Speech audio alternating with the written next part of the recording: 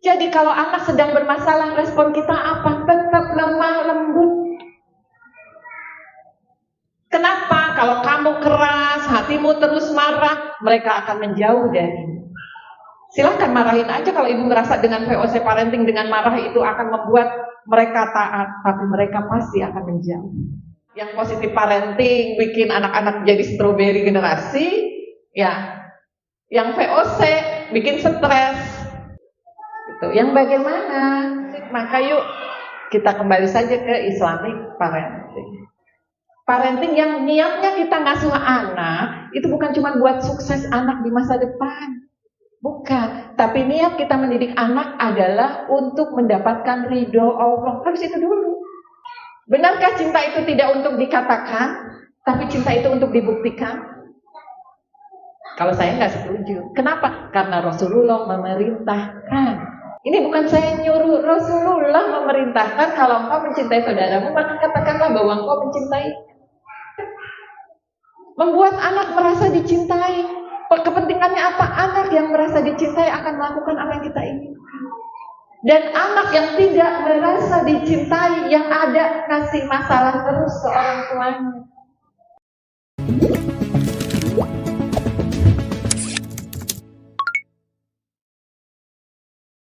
Apa kabar ibu-ibu hari ini?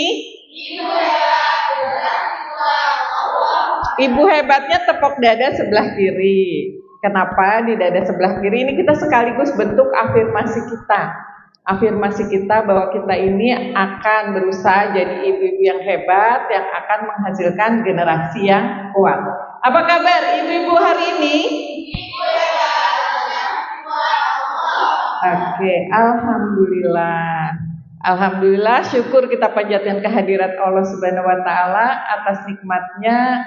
Allah beri kita kesempatan lagi ya ibu-ibu ya untuk berkumpul bersama untuk menuntut ilmu. Salawat dan salam kita sampaikan kepada junjungan kita, teladan hidup kita Rasulullah Shallallahu Alaihi Wasallam. Tadi Teh Silma sudah mengantarkan diskusi kita hari ini, yaitu kita akan bahas tentang positive parenting dan VOC parenting. Kenapa saya bahas ini? Karena ya agak-agak apa ya ibu-ibu ya, agak miris gitu ya ketika saya lihat ada yang posting tentang VOC parenting dan banyak yang menyetujui. Itu yang bikin saya agak miris.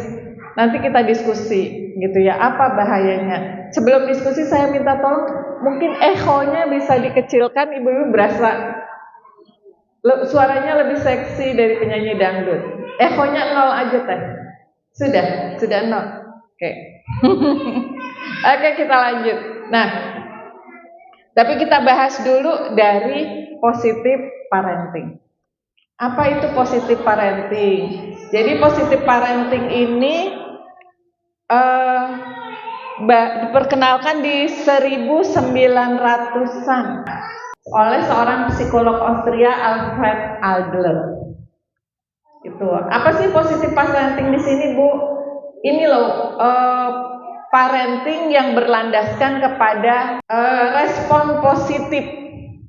Ya, respon positif kepada anak dalam bentuk apa? Bentuknya seperti mengutamakan kasih sayang, mengutamakan perhatian, mengutamakan dukungan, interaksi yang sifatnya positif, banyak muji, banyak ngebangun bonding gitu ya. Nah, ini tujuannya apa? Supaya anak bisa berkembang secara optimal. Ya, itu jadi kalau positive parenting itu lebih mementingkan respon yang positif pada anak. Anak lari-larian, oh anaknya sehat, gitu ya. Anak banyak ngomong, oh anaknya pinter ngomong. Nanti tinggal gimana kalau di majelis taklim kita ajarin anak-anak kita memuliakan majelis juga, gitu. Anak apalagi?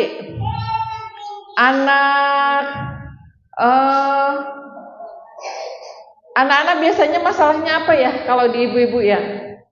Paling itu ya Bu ya, lari-lari, teriak-teriak, banyak omong gitu kan. Nah, positive parenting itu lebih mementingkan kepada itu. Makanya biasanya yang positive parenting kalau tidak pas meletakkan, ya anak lari-lari, teriak-teriak, ibunya lagi ngaji juga kurang direspon karena dia prinsipnya yang positive parenting ini. Nah, kemudian selanjutnya positive parenting ini juga menekankan pada pengajaran dan pemberian pengertian. Jadi lebih diberi pengertian dibandingkan dengan menggunakan hukuman. Nggak ada hukuman. Menghindari hukuman kalau positive parenting. Gitu. Ya. Jadi peran orang tua di mana? Ini. Orang tua berperan memberi batasan yang jelas. Orang tua menunjukkan sikap yang tegas dan tetap menjadi model. Jadi memberi batasan, bersikap tegas dan jadi panutan, itu peran orang tua di positive parenting. Ketangkep Bu ya. Jadi mengutamakan hal yang positif, memberi dukungan, banyak memuji, banyak nyayang. Kalau untuk aturan dikasih batasan, dikasih aturan sih, dikasih aturan yang tegas, kemudian orang tua jadi contoh, jadi model, gitu. Ya, dan memang positive parenting ini menghindari hukuman buat anak. Nah, ini yang lagi ngetren VOC parenting. VOC parenting ini kalau saya sih sebenarnya juga rada-rada cemas ya ibu-ibu ya. Buat saya walaupun banyak yang bilang berhasil kok anak lebih disiplin dan sebagainya, tapi buat saya ngeri-ngeri sedep. Kenapa? Ibu yang di kepalanya sudah gua di VOC parenting, berarti ke anaknya mindsetnya apa Bu? Jajahanku. Dan anaknya kalau itu tidak disadari akan muncul rasa sebagai orang yang terjajah. Yang namanya orang yang terjajah itu keinginannya apa Bu? Merdeka, melakukan pemberontakan, ya kan? Bahaya sekali ketika mindset itu tertanam. Dan VOC parenting itu cuma ada di Indonesia ya Bu, belum ada teorinya, belum ada penelitiannya. Emak-emak Indonesia yang mempopulerkan belakangan ini, yaitu gaya pengasuhan yang di sini memang menerapkan tuntutan. Anak-anak harus disiplin, anak-anak aturannya ketat dan cenderung otoriter. Dengan alasan ini untuk mencegah munculnya generasi stroberi yang lembek, gitu ya. Karena menurut mereka model buat sukses anak kelak itu ya disiplin, gitu ya katanya ya Bu ya. Ini kunci sukses itu disiplin, itu alasan mereka. Maka penting banget buat para orang-orang yang menerapkan VOC parenting ini mendisiplinkan anak. Nah, ini saya ambilkan dari tulisan-tulisan orang-orang tua yang mereka menjalankan VOC parenting ya Bu ya. Mereka bilang bahwa anak perlu dibentuk dengan struktur yang kuat agar tidak mudah terjebak dengan gaya hidup yang serba bisa dan mudah menyerah. Ya, maka cara orang tua menanamkan nilai-nilai tanggung jawab, ketekunan, kerja keras sejak dini itu dengan cara apa? Dengan cara disiplin yang tegas. Itu VOC parenting. Bahasa bagusnya ya, bahasa ininya ya digalakin, harus tegas, pelototin gitu. Kalau saya jelas miris kalau kita merasa hal ini adalah hal yang benar. VOC parenting ini adalah dianggap hal yang benar lalu kita menjalankan. Buat saya ini jangan-jangan jadi legalisasi para orang tua buat legalisasi orang tua yang masih tidak mampu mengendalikan marahnya buat alasan orang tua yang masih nggak bisa mengelola emosinya. Itu yang saya takutkan. Nah, apalagi Bu, di tengah kondisi remaja kita saat ini, ya, Indonesia ini setelah pandemi ada penelitian dari Indonesia National Alliance Mental Health Survey, ini kerjasama sebuah lembaga survei di Australia dengan UGM, itu mensurvei remaja kita pasca pandemi di tahun 2022. Hasil penemuannya 1 dari 3 remaja Indonesia itu punya masalah kesehatan mental. Ya, kalau kesehatannya mental itu baru gampang stres, gampang pundung, ya susah dikit ngambek, susah dikit terus nggak mau ngerjain, itu udah masalah kesehatan mental. Ya, nah, dan 1 dari 20 remaja Indonesia memiliki gangguan mental. Kalau gangguan mental udah bengong, udah banyak depresi dan lain-lain. Jadi sekitar 15,5 juta Bu yang punya masalah kesehatan mental, dan 2,45 juta remaja kita ini memiliki gangguan mental. Kira-kira anak-anak yang kayak gini kalau diasuhnya dengan VOC parenting gimana Bu? Apa nggak makin stres ya? Nah, bentuknya apa sih? Gangguan kecemasan, depresi mayor, gangguan perilaku, stres dan sebagainya. ADHD, susah memusatkan pikiran. Ini banyak banget. Remaja, ini hasil penelitian remaja kita. Dan hasil penelitian ini juga menunjukkan bahwa di 12 bulan terakhir itu 1,4% remaja kita sudah punya ide bunuh diri. Udah punya pengen ide bunuh diri, 0,5% punya rencana bunuh diri, dan 0,2% sudah melaporkan pengen bunuh diri. Ya. Dan jangan dikira remaja-remaja yang punya kecenderungan bunuh diri ini hanya yang pendiam, yang murung, yang tampangnya sedih. Enggak Bu, saya banyak menemukan yang malah orangnya ceria. Gimana saya bisa nemuin? Saya nemuin dari tulisan. Saya suka kalau ada acara remaja gitu ya, saya minta bikin tulisan-tulisan tentang apa aja. Nulis aja, nulis jadwalmu hari ini, nulis apa, saya minta nulis.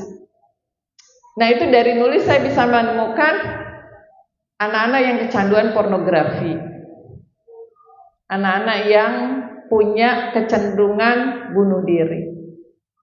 Ya, di sini ada teman-teman pengurus KIH ya, kita pernah punya sangat tidak menyangka gitu ya, ada di kelas kita ada ibu-ibu yang paling, itu ibu muda belum menikah sih, seorang gadis yang sangat ceria, selalu membuat suasana senang di lingkungannya.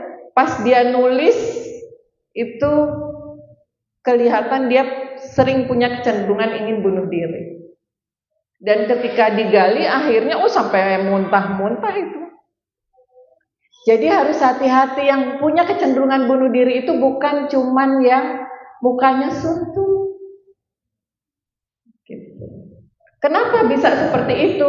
Kalau ibu itu salah satunya akibat, kalau ketika saya gali dan teman-teman dari tim KIH, tim healing KIH menggali itu karena punya kecenderungan pengasuhan, pola pengasuhan orang tua yang gayanya gaya VOC gitu.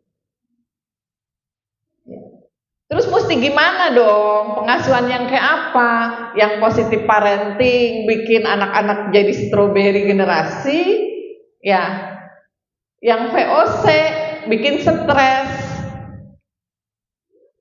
Gitu. Yang bagaimana? Yulah kita kembali lagi, Islam itu sempurna, Bu. Ya, Islam itu telah hadir dengan hukum-hukum yang sangat sempurna. Ya, salah termasuk gitu ya, termasuk dalam masalah parenting. Termasuk dalam masalah parenting, maka yuk kita kembali saja ke Islamic parenting. Islamic parenting itu yang bagaimana? Islamic parenting itu adalah parenting yang dimulainya dari ini Bu, dari niat. Parenting yang niatnya kita ngasuh anak itu bukan cuma buat sukses anak di masa depan. Bukan, tapi niat kita mendidik anak adalah untuk mendapatkan ridho Allah. Harus itu dulu yang kita pegang. Karena sungguh rugi kalau niatnya ini salah menjalankan perintah. Kita harus diniatkan dari awal aku ini ngedidik anak karena ngejalanin perintah Allah dan ingin mendapatkan ridho Allah. Harus itu yang nomor satu. Kenapa? Kalau nggak karena ridho Allah bisa sia-sia Bu. Anak dari dalam perut sampai dia nanti sudah besar, sudah 20 tahun ibu ngedidik dia habis-habisan, kalau niatnya tidak karena Allah, ibu nggak dapat pahala sama sekali. Karena kita tahu innamal amalu bin niat. Amal itu tergantung niatnya. Kemudian hadis yang lain, hadis tentang niat itu hadis tentang tiga kelompok orang yang pertama akan dihisab di hari kiamat kelak. Jadi siapa yang pertama, kelompok apa yang pertama yang dihisab? Kelompok yang pertama dihisab adalah orang yang mati syahid. Kepada orang yang mati syahid ini Allah perlihatkan nikmat-nikmat yang Allah berikan kepada dia. Lalu Allah bertanya, apakah kamu merasakan nikmatku ini? Dan dia mengatakan, iya, nikmat itu kau berikan padaku. Untuk apa nikmat yang aku berikan kepadamu itu? Aku pakai untuk aku menjadi pembela Islam. Niatku adalah menjadi pembela Islam supaya kelak niatku menjadi pembela Islam dan semua ini kulakukan karena Engkau. Lalu Allah mengatakan, dusta. Kamu kamu berjuang, kamu berjihad di jalan Allah bukan karena aku, tapi karena supaya kamu terkenal sehat, supaya kamu terkenal kuat. Lemparkan dia ke dalam neraka, lalu dia diseret ke dalam neraka dengan wajah yang menghadap ke bawah. Padahal kita tahu orang mati syahid itu yang bagaimana ya, yang pasti sebenarnya jamin surga, tapi karena niatnya tidak karena Allah, dilempar ke neraka. Lalu yang kedua adalah orang yang rajin mencari ilmu dan rajin mengajarkan ilmu. Oleh Allah ditunjukkan kepada dia nikmat-nikmat Allah, lalu Allah bertanya, apakah kamu mendapat nikmat ini, merasakan nikmat ini? Iya. Dengan apa engkau manfaatkan nikmat yang aku berikan? Aku menuntut ilmu, aku rajin belajar, datang ke majelis taklim, aku mengajarkan ilmu. Semua aku lakukan karena engkau. Allah berfirman, dusta. Kamu menuntut ilmu, kamu mengajarkan supaya dibilang pintar, supaya dibilang soleh. Lemparkan dia ke neraka, lalu dia diseret ke dalam neraka dengan wajah yang menghadap ke bawah. Lalu yang ketiga adalah orang yang Allah beri nikmat banyak harta, dan kepada dia ditanya, dengan apa nikmatku ini kau manfaatkan di dunia? Aku banyak sedekah, aku banyak berbagi, banyak menolong, semua aku lakukan karena engkau. Dusta, kata Allah. Kamu sedekah berbagi bukan karena aku, tapi supaya disebut orang dermawan, dan kamu sudah mendapatkan itu di dunia. Lemparkan dia ke dalam neraka, maka dia diseret dengan wajah yang menghadap ke bawah. Ini tentang niat, Bu. Kalau kita niat ngedidik anak, tidak karena menjalankan perintah Allah, tidak karena untuk mendapat ridho Allah, nol. Bahkan jadi dosa. Jadi dosa. Apa buktinya hadis yang kedua tadi? Yang tidak karena Allah melakukan kebaikan, dilempar ke dalam neraka dan diseret dengan wajah yang menghadap ke bawah. Ya, maka Islamic parenting ini poin pertama adalah Gaya pengasuhan yang diniatkan untuk menjalankan perintah Allah dan untuk mendapatkan ridho Allah. Itu niat pertama. Niatnya. Yang kedua, ciri Islamic parenting ini belum ya.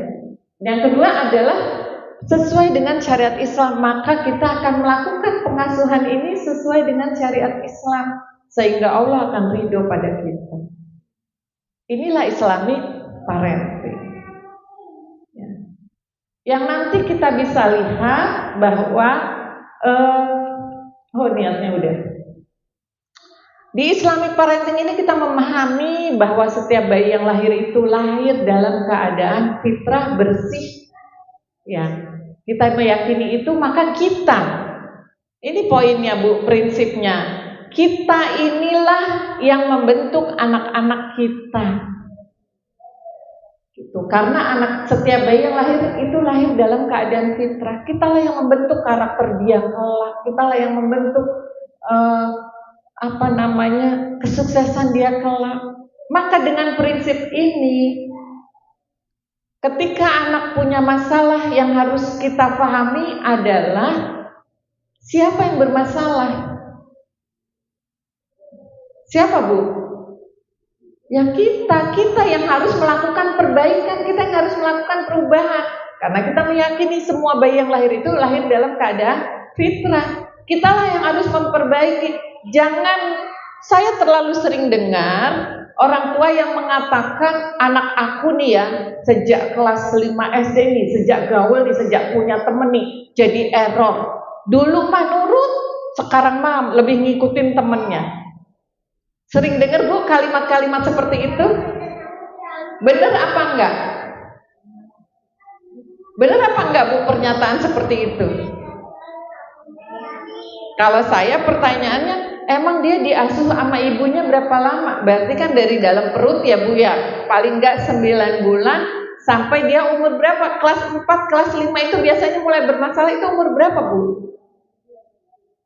10 ya, misalnya 10 tahun. 10 tahun lebih di dalam pengasuhan ibu, beberapa bulan main sama teman, kenapa bisa pengaruh oleh temennya?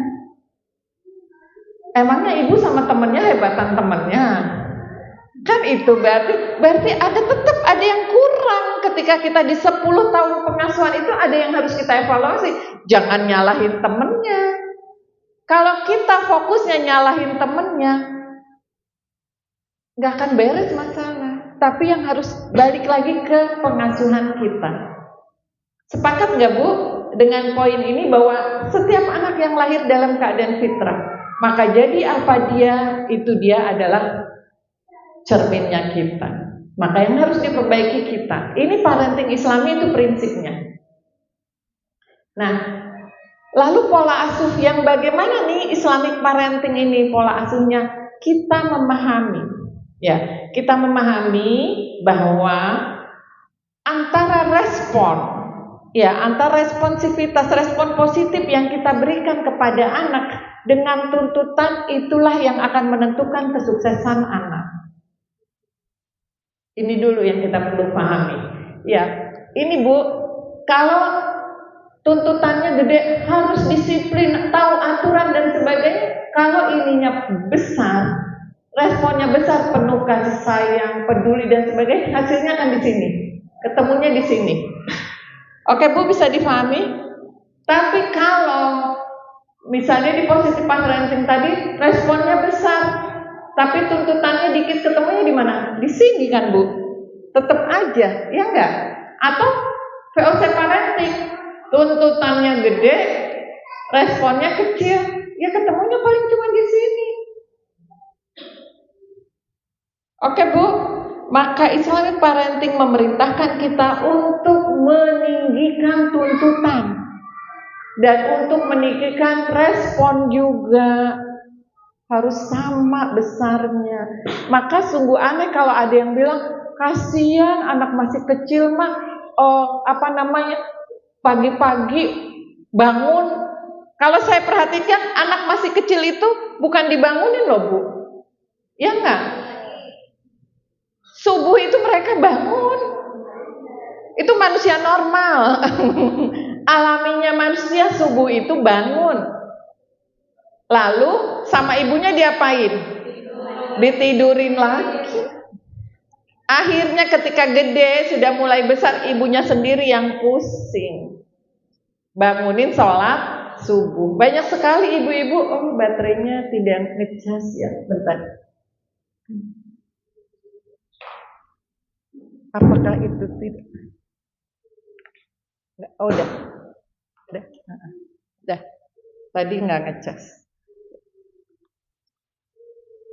Suka menemukan yang seperti itu nggak, Bu? Akhirnya banyak ibu-ibu yang merasa tuntutannya kasihan, anak masih TK udah dibangunin suruh sholat subuh. Siapa yang tidurin dia habis subuh?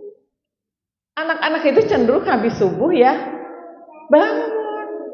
Maka bagaimana harusnya respon kita gitu ya ketika dia bangun subuh nih, ada bayi yang bangun subuh, Masya Allah, dipujilah, diafirmasi anak solihah, anak soleh, pagi-pagi sudah bangun, bukan pagi-pagi bangun, ibunya mau beberes, nggak bisa beberes, bikin repot aja. Akhirnya pagi bangun itu hal yang buruk, ntar giliran udah gede dikit dia suruh sholat subuh susah, diomelin lagi gitu. Bagaimana ibu mau punya responsivitas yang positif? Oke Bu, kita bisa nangkep ya. Maka harusnya bagaimana? Ya semua kebaikan-kebaikan itu kita puji, alhamdulillah sudah bangun. Ayo bolehlah main. Silahkan. Kalau dia kan sebenarnya tinggal ngakalin aja ya. Gimana kalau ibunya harus beberes, adek dinenenin terus nggak harus tidur, adek ngapain dulu ya?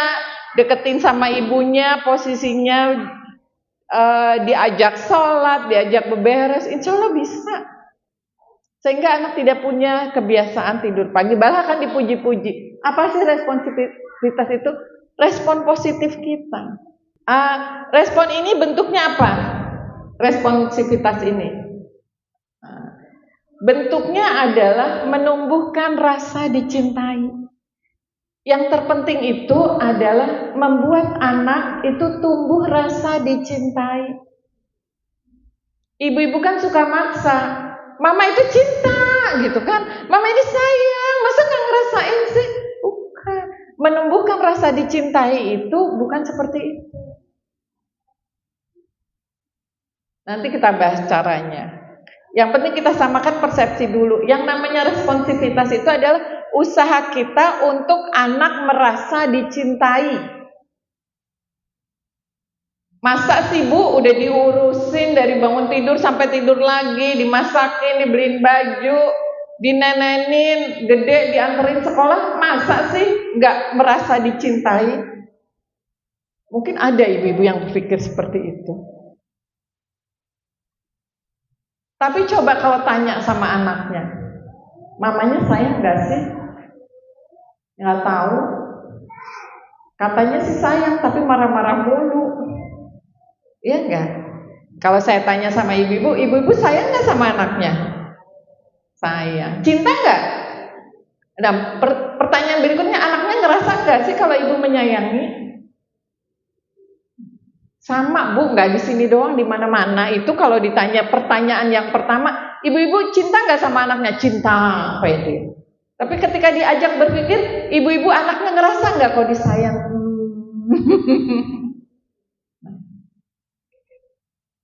Responsivitas itu adalah bagaimana kita menumbuhkan anak itu merasa dicintai. Ya, itu yang terpenting. Kenapa? Karena anak yang merasa dicintai, maka dengan cinta dari orang tua itu membuat tabung cintanya penuh, tangki cinta dia penuh. Itu pertama.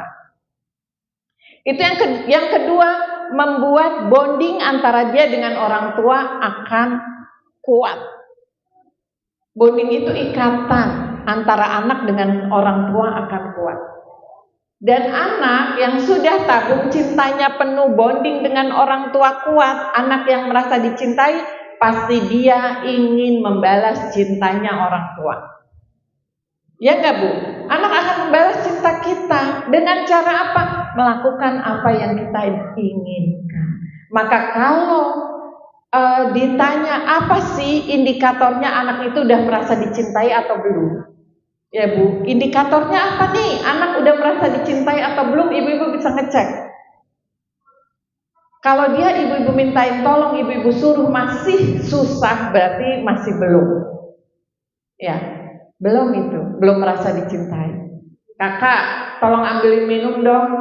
Mama, ambilin minum aja disuruh. Kak, pijetin dong. Enggak, aku juga capek. Tapi kalau anak yang tabung cintanya udah penuh, bonding dengan kita kuat, ngeliat ibunya gini-gini, mau aku pijetin nih, gitu. Tanpa diminta dia tahu. Gak usah disuruh sholat, dia tahu ibunya yang dipengen. Kak, bangun Kak. Iya, bentar lagi, aku masih capek banget, aku mau sholat, mau bentar lagi. Dia tahu. Itu indikasinya Bu, bahwa anak mau melakukan apa yang kita inginkan, bahkan tanpa diminta. Kalau anak masih susah, kita misalnya, kakak tolong itu bajunya masukin mesin cuci, masih susah. Bukan banyak nasihat yang dia butuhkan. Ya Bu, ya bukan ini, bukan tuntutan yang dia butuhkan. Harusnya anak itu ya kalau sudah besar kewajibannya ini, ngingetin tugas kamu tuh ini nih. Bukan. Tapi ketika anak kita minta tolong sesuatu itu dia masih berat, maka yang perlu dikasih lebih banyak adalah respon positif. Oke Bu-ibu? Ya, ketangkep ya. Karena itu dulu membuat mereka merasa dicintai. Nah, pertanyaannya kan bagaimana caranya membuat mereka merasa dicintai? Itu kan yang paling penting ya Bu ya. Apa setiap permintaannya harus dikasih? Apa setiap anak minta apa harus kita kasih? Kan enggak. Apa harus sering dikasih hadiah? Tidak. Oke, saya ambilkan dari kitab.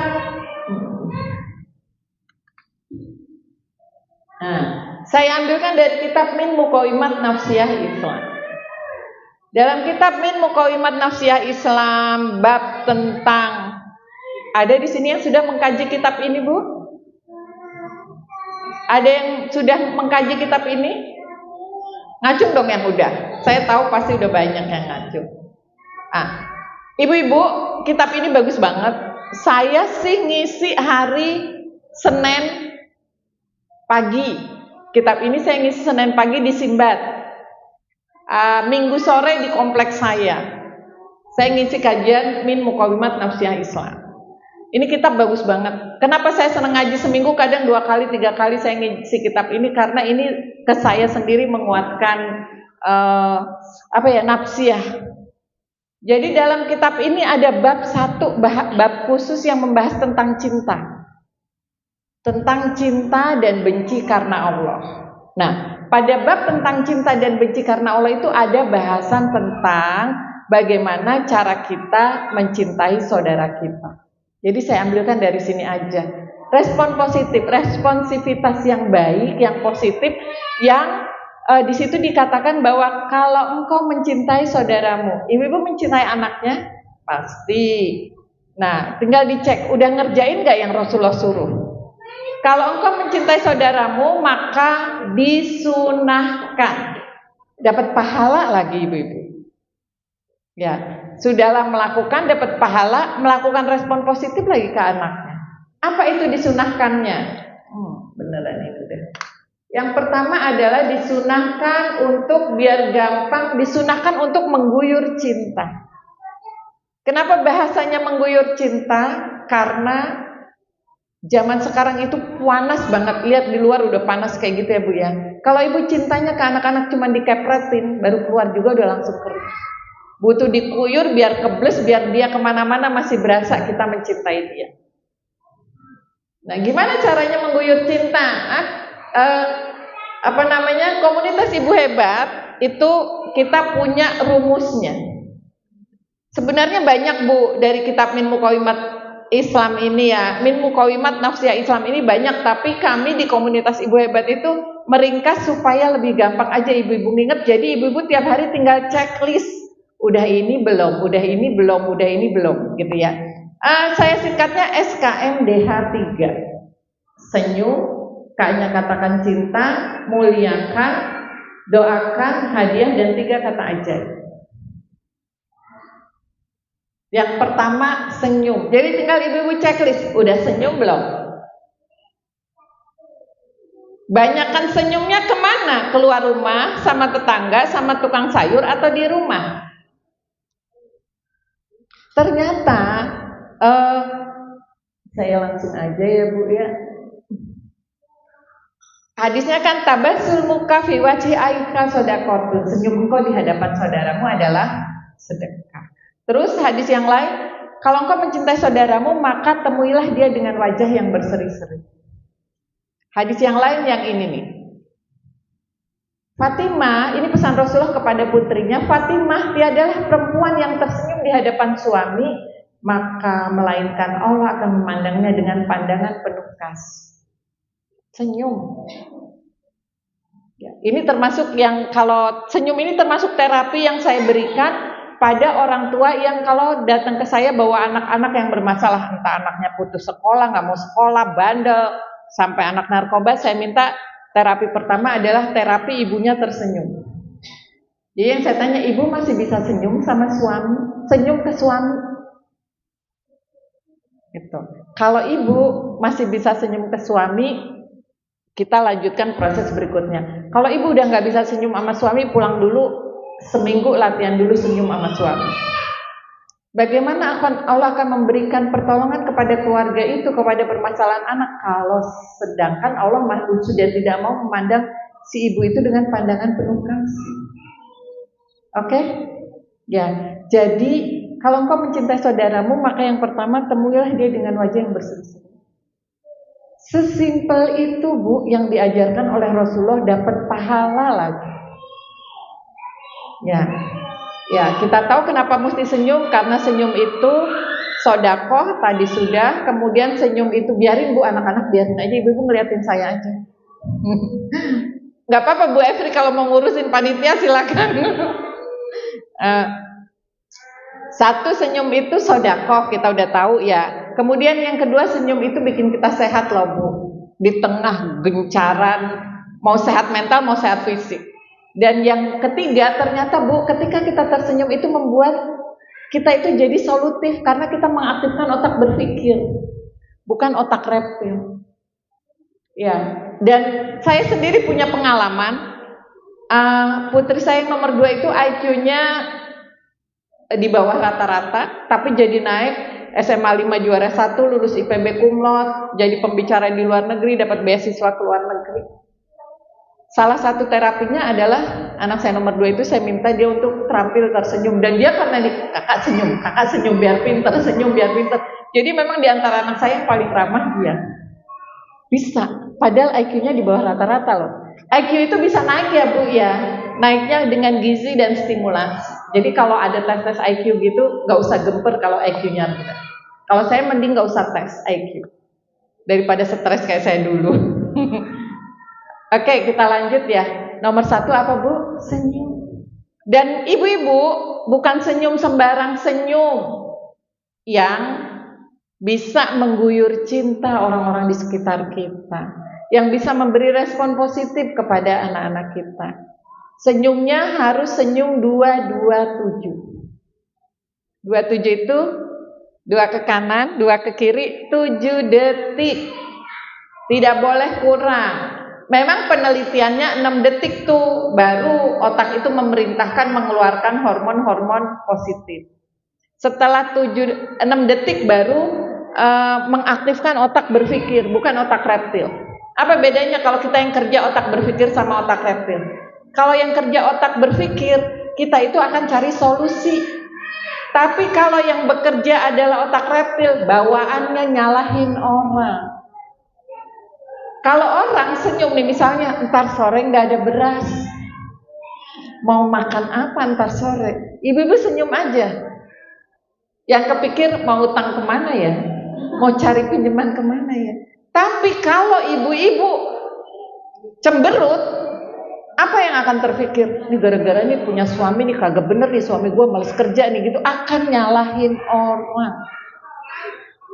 Sama anaknya bermasalah, Misalnya bu gurunya komplain, bu anaknya udah bolos berapa hari. Kalau ibu cemberut ngadepin masalah itu, yang kepikiran pasti awas ya pulang ya, awasan ntar malu-maluin. Ini gara-gara bapaknya nih nggak ikut ngurus anak, akan nyalahin orang, nyalahin anak. Tapi kalau orang yang tersenyum dia gini, kenapa ya? Apa yang harus saya lakukan ya? Gitu. Itu bedanya otak berpikir sama otak reptil yang bekerja. Dan itu dipengaruhi oleh senyum kita, ibu-ibu. Dah tadi ya, senyumnya 227. Kenapa 7 detik tadi alasannya? Oke, ibu-ibu silahkan ilmunya langsung dipakai. Mana senyum 227-nya? Ayo.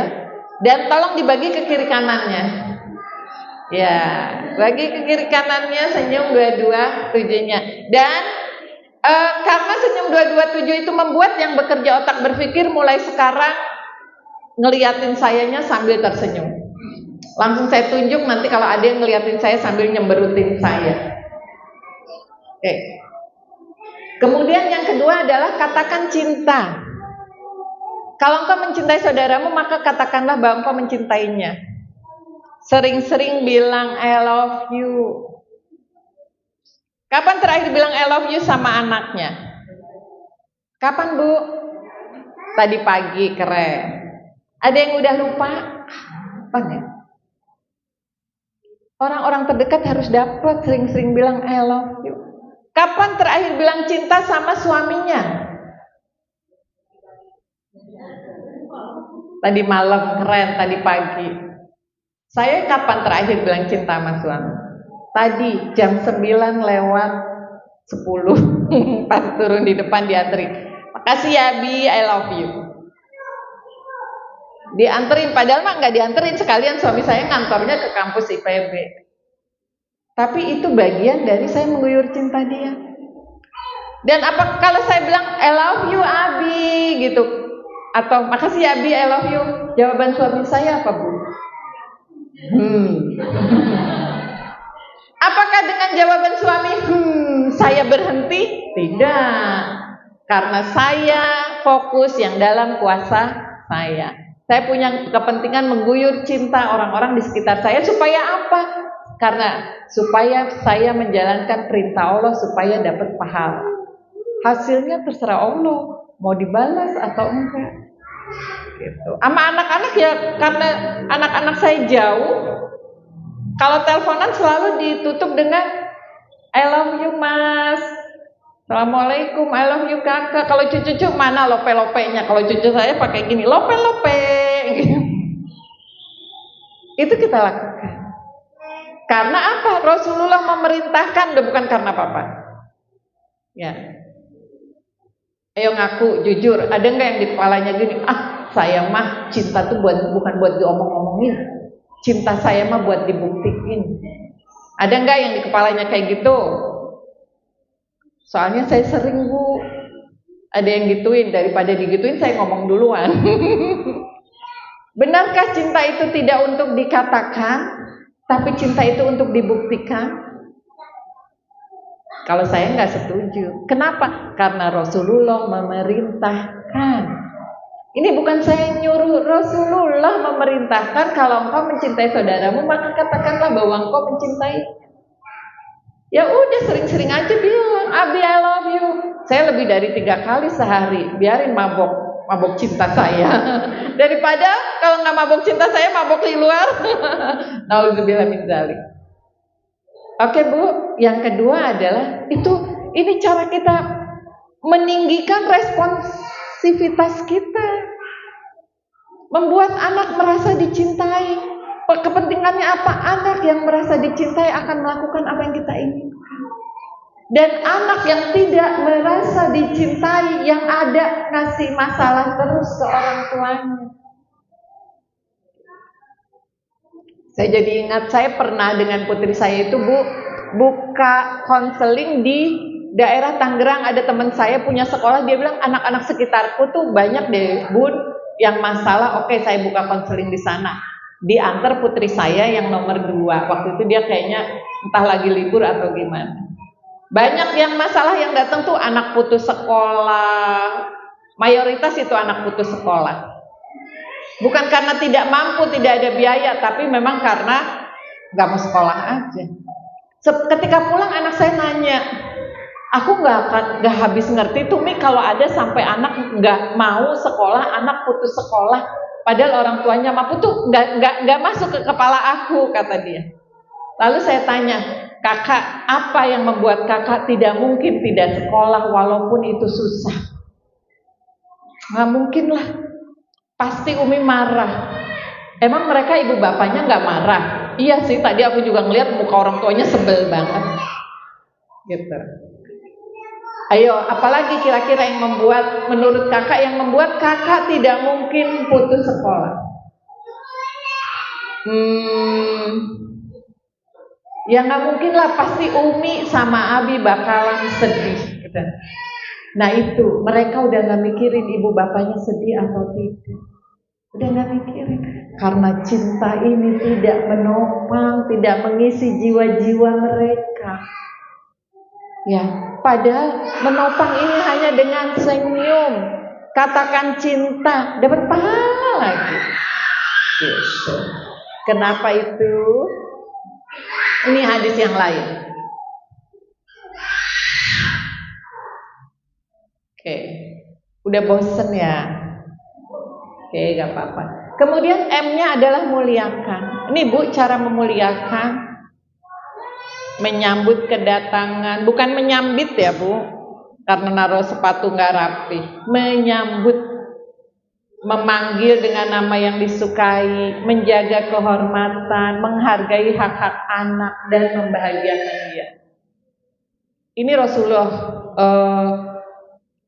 selalu berusaha menyambut kalau putrinya Fatimah datang. Dan ini ada ibu-ibu yang menjalankan. Ada ibu yang cerita ke saya, beneran loh Bu Dini ya, anak saya SMA, anak gadis saya nih yang SMA, yang musuh bebuyutan saya. Kayaknya saya itu sama dia dijadiin musuh bebuyutan, gak boleh ngeliat emaknya, langsung bete banget mukanya. Saya coba pas dia datang, saya dengar suara motornya, saya pakai kerudung, terus saya bukain pagar. Dia nanya, mau kemana mah? Mau bukain pagar buat kakak, nyambut kakak. Serius? Iya beneran nih, buka pagar doang. Diliatin aja, terus ditutup, masuk lagi. Malamnya pas saya lagi bikin makan malam, tahu-tahu saya dipeluk dari belakang loh sama si musuh bebuyut. Ya, ibu-ibu masih suka nyambut anak, nyambut suami. Ya, disambut Bu. Kakak sudah pulang, Masya Allah, kangennya Bunda. Silahkan mau pakai kata apa, kangennya gitu. Suami pulang disambut, dipeluk. Lebay amat ya, biarin dapat pahala. Ya kan Bu, dapat pahala, misi tabung cinta. Banyak yang udah gak mau ngejalanin ini. Kita nih zamannya kaum muslimin ini kebalik Bu. Yang seharusnya dia melakukan, dia dapat pahala, pada nggak ngerjain. Banyak yang sudah pasangan suami istri itu nggak senyum sama suaminya, nggak muji, nggak sering bilang sayang. Tapi yang pada pacaran, yang haram hukumnya, banyak ngerjain, dianggap wajar. Ini kan bingung, kebalik-balik. Ya.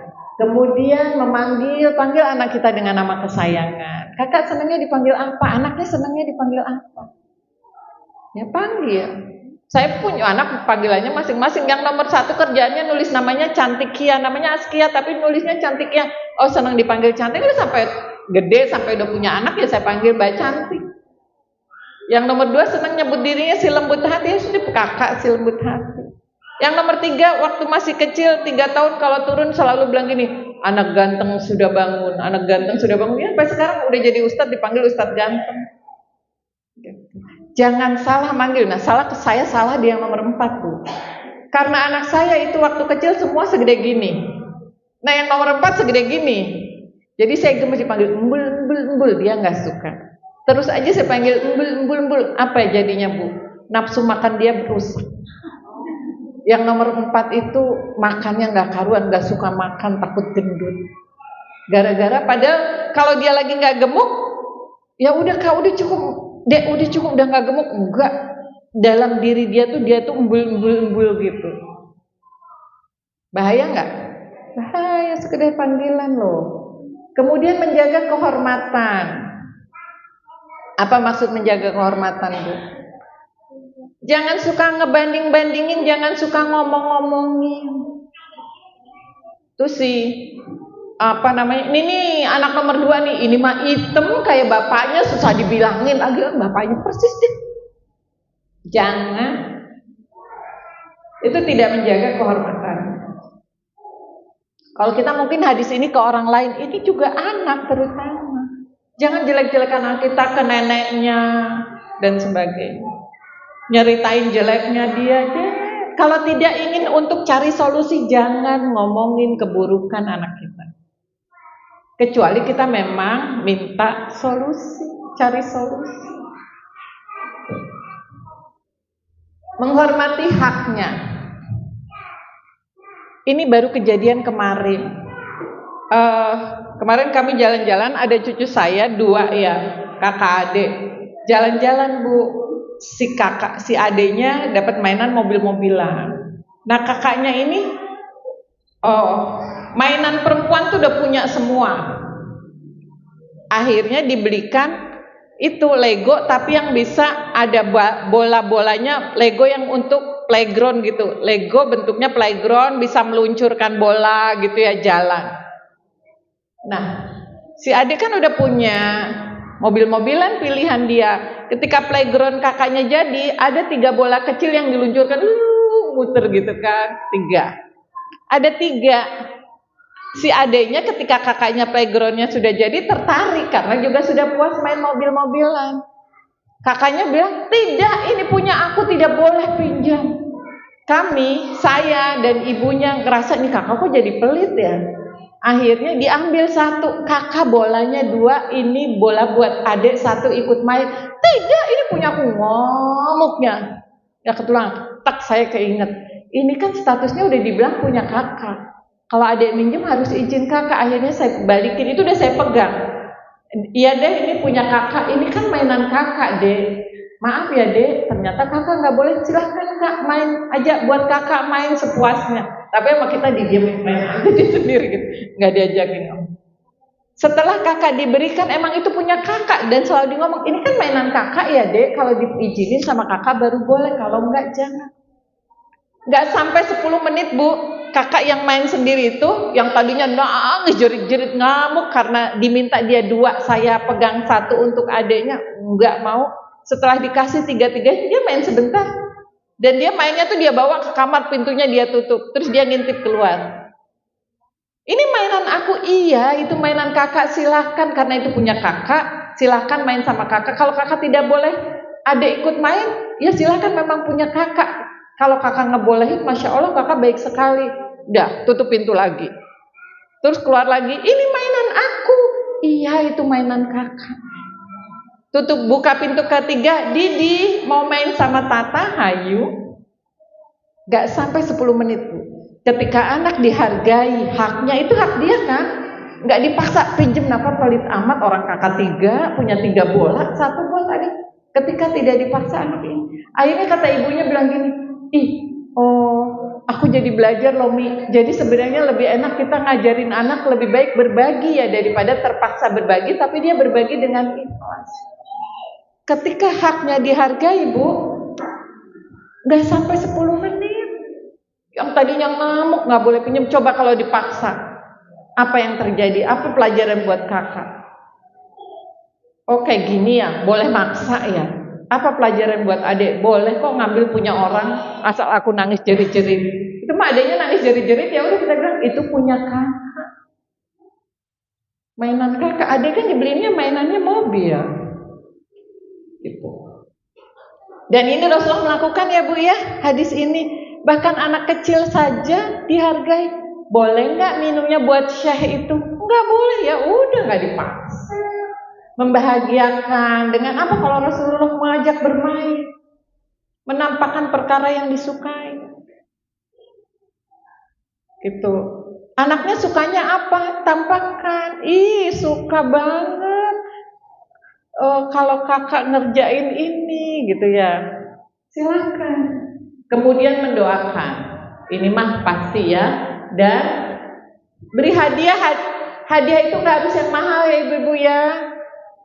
Hadiah itu cukuplah. Kalau saya dulu kue-kue, kalau saya ngisi dapat kue, dapat minuman itu, saya bilang, ini tadi padahal Umi lapar loh, tapi ingat kalian suka kue gini dibawain.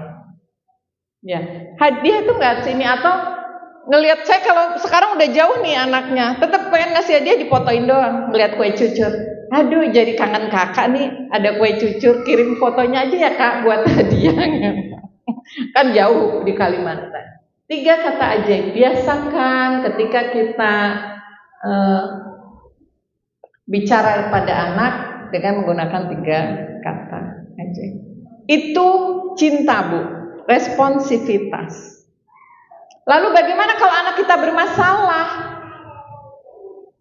Ini kan lagi nggak masalah nih ya, enak dah, banyak senyum, banyak ngasih sering bilang sayang gitu ya, ngasih hadiah. Gimana kalau anak sedang bermasalah?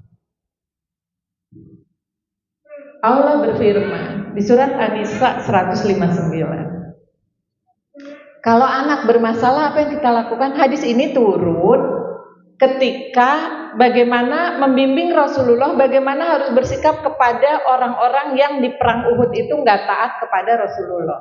Ibu-ibu tahu kisah perang Uhud kan ya? Kaum muslimin itu kalah bukan karena kalah. Kenapa?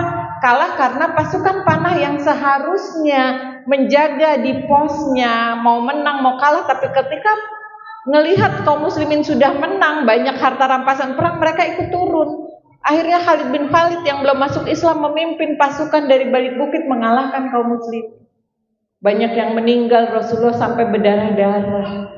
Tapi apa yang Allah pesankan kepada Rasulullah? A'udzubillahi minasyaitonirrajim. Bismillahirrahmanirrahim. Pesan pertama, fabima rahmatin minallahi lintalahu. Dan dengan rahmat dari Allah maka lemah lembutlah kepada mereka. Jadi kalau anak sedang bermasalah, respon kita apa? Tetap lemah lembut. Kenapa? Kalau kamu keras, hatimu terus marah, mereka akan menjauh darimu. Silahkan marahin aja kalau ibu ngerasa dengan VOC parenting, dengan marah itu akan membuat mereka taat, tapi mereka pasti akan menjauh. Allah berpesan dalam berkomunikasi ketika saat bermasalah ya dengan lemah lembut. Lalu yang kedua apa? Dengan cara apa? Wa'fu anhu. Maafkan mereka. Kalau anak lagi punya salah, gak usah dia suruh minta maaf. Nomor 1, ya Allah aku memaafkan dia. Yang kedua, wastaghfirlahu, mohon ampunkan mereka. Itu yang nomor 2. Yang ketiga, lemah lembut, maafkan, mohonkan ampun. Gak usah minta. Kenapa? Karena apalagi kalau anak kita, kalau kita marah sama mereka, yang ada mereka terkategori anak-anak durhaka. Ibu mau anaknya jadi anak durhaka? Pasti nggak ada yang mau kan? Maka ketika anaknya bermasalah, segeralah mohonkan ampun, segeralah maafkan mereka. Jangan berlama-lama marahnya. Gitu. Ini ketika anak bermasalah dan bermusyawarahlah. Apa makna musyawarah, Bu? Makna musyawarah itu adalah menyediakan 2 telinga, bukan mulutnya duluan. Oke? Telinga nih dikasih, artinya apa? Mendengar lebih utama. Dalam bermusyawarah itu lebih utama mendengarkan. Anak bermasalah lebih utama mendengarkan. Teknik paling gampang mendengarkan,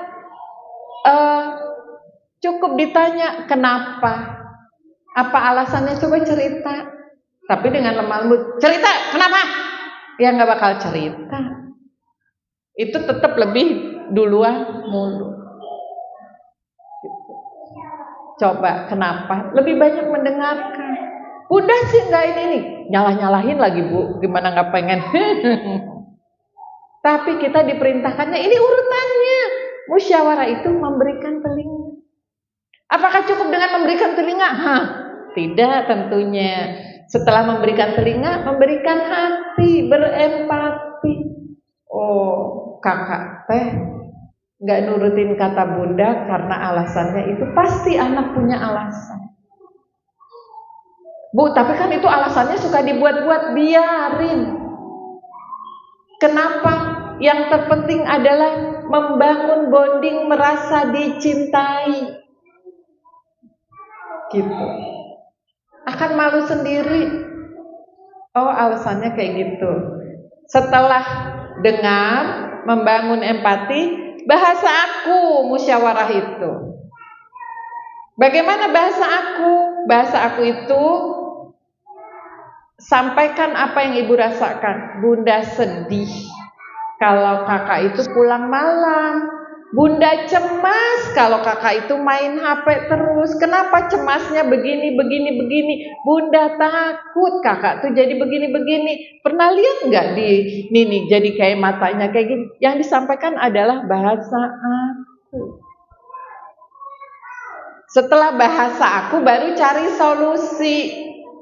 Gimana enaknya supaya nggak main HP terus, supaya bundanya nggak cemas, nggak sedih, supaya kakak tetap pintar.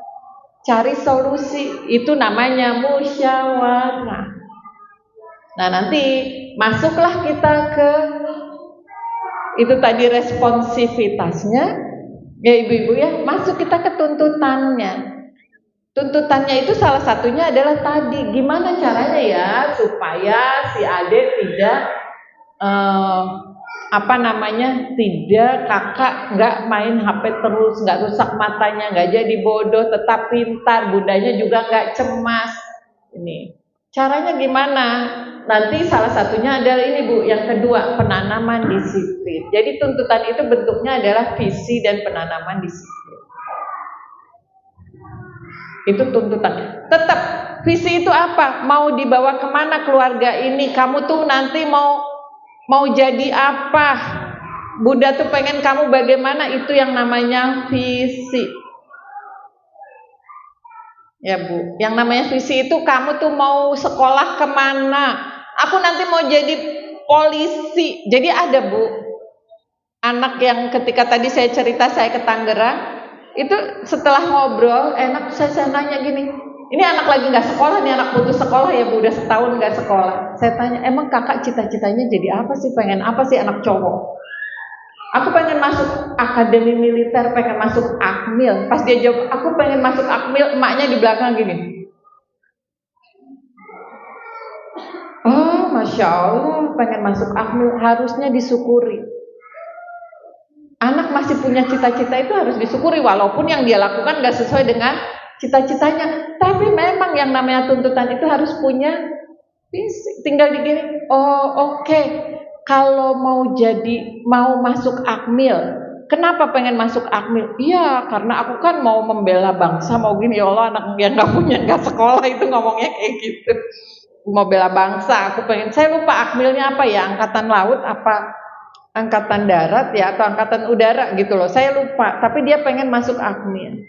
Terus saya tanya, emang kakak tahu buat masuk Akmil harus apa aja? Yang dia sebutin ini, harus sehat fisik dan mentalnya. Oke, keren, udah tahu ya, keren banget. Ini anak SMA, keren banget ya, udah tahu tujuannya apa, udah tahu caranya. Tahu dari mana Kak? Tahulah di sosial media banyak Bun. Oke, keren. Tadi apa?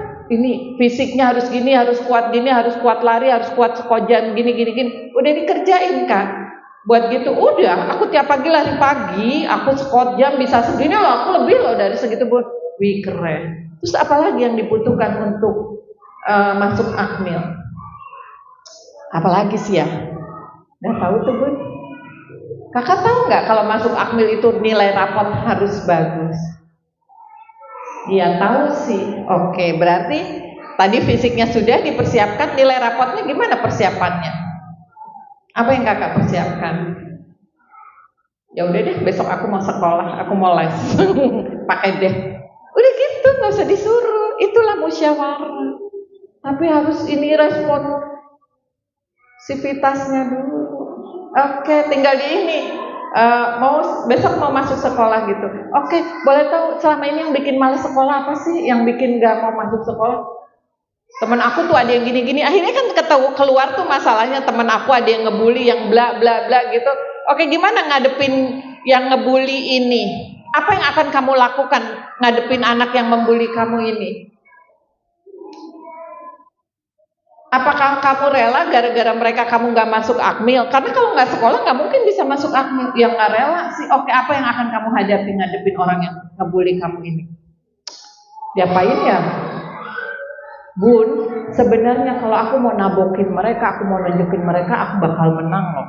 Orang aku latihan push up, squat jam tiap hari. Kenapa nggak dilakukan? Enggak sih. Gengsi, orang itu anak cere-cere. Oke, berarti apa yang mau dilakukan? Ya gue cuekin aja deh besok. Oke, sip, cuekin ya. Beres masalah. Telinga, empati, bahasa. Solusi biar dia yang mencari. Tapi visi dia yang utama.